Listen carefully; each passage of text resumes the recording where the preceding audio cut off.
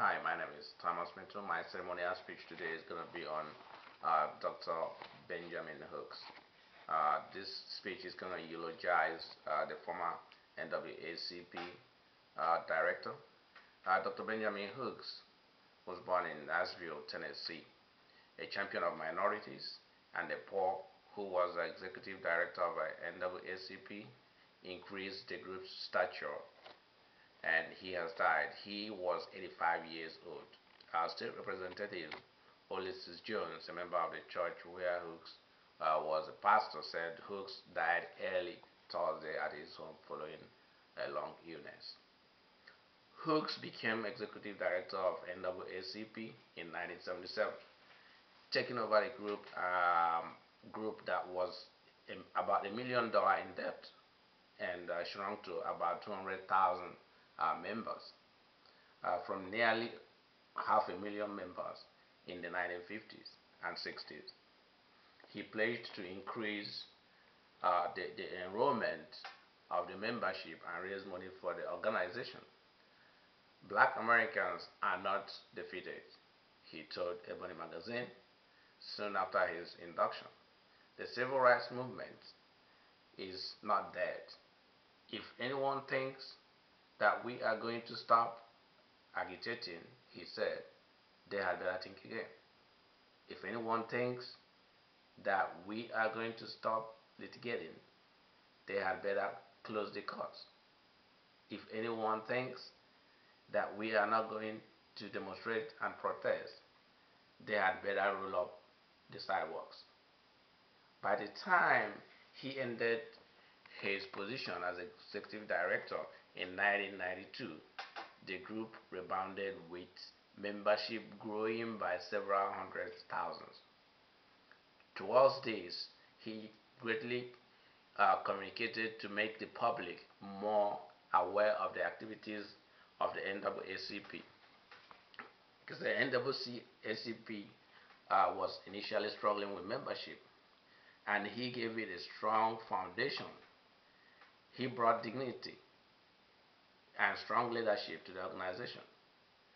Jones said Hooks also created an initiative that expanded employment opportunity for blacks in Major League Baseball and launched a program where corporations participated in economic development projects in black communities. The nation best remembers Dr. Benjamin Hooks as the leader of the NAACP.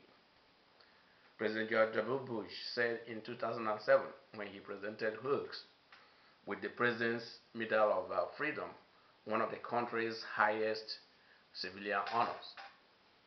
And he said Dr. Hooks was a calm yet forceful voice of fairness, opportunity, and personal responsibility. He never tried or faltered in demanding that our nation live up to its foundation ideals of liberty, equality. Nearly 2 decades earlier, Hooks pleaded with Bush's father, then President George W. Bush. And he pleaded with the president. He said, action on a string of gasoline bomb attacks in the South that killed in December about 1989 a federal court judge in Alabama and a black civil rights activist lawyer in Savannah, Georgia. The same month earlier, bomb was intercepted at an NAACP in Jacksonville, Florida, and an Atlanta television station received a letter threatening more attacks on judges, attorneys, and NAACP leaders. We believe that this latest incident is an affront to intimidate our association, he said, to strike fear in our hearts. But he said at the same time, it will not succeed.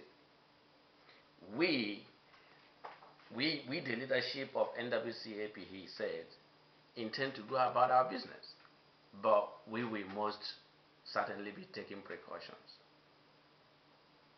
Leroy Modi, now 75, was convicted of killings and other charges in 1997 and remains on Alabama's death row.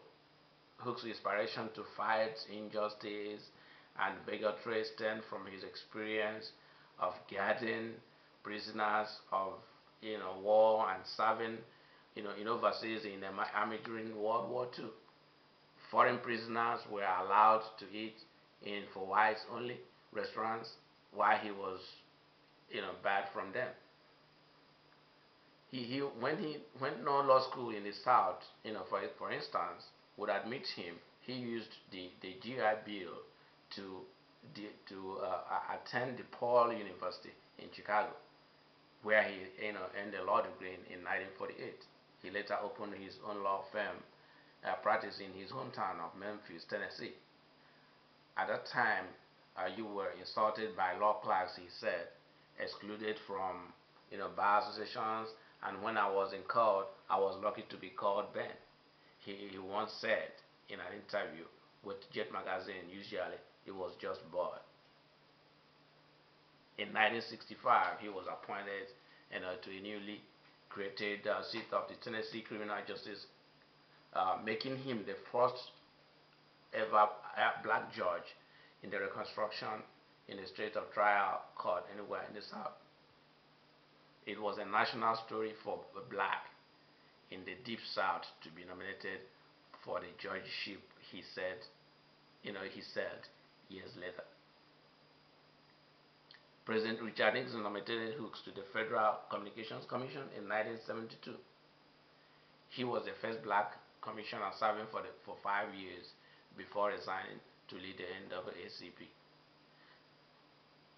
NAACP Chairman Emeritus Mike Evers Williams added, "I am deeply, deeply saddened by the loss of my personal friend and one of America's most outstanding civil rights leaders, Dr. Benjamin L. Hooks. He was a trusted advisor and never ceased to share his wisdom or his knowledge, his aspirations, his issues, and the issues of the day. I know that his spirit will remain with us as we move forward in the struggle for justice and equality." Hook's career as a federal commissioner did change the organization according to the book in 1995, Commissioner of the FCC. He regarded the minorities and the poor as his constituents.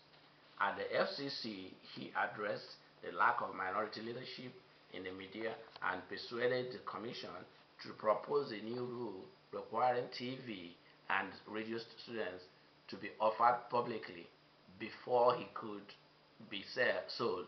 Minority employment in broadcasting grew from 3% to 15%. That is, very huge. This tells you how this man can change things.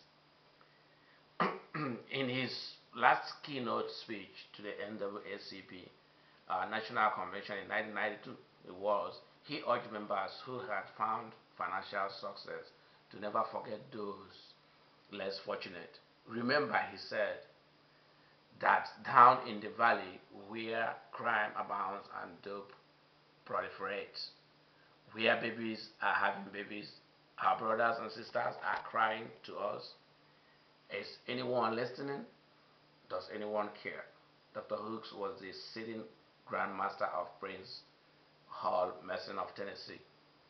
Hooks led a life of example that we should all aspire to. A life lived in service to others, a giant in not only civil rights but human rights. Rest in peace, team. See you in the Omega chapter. Rest in peace, Big Ben. Thank you.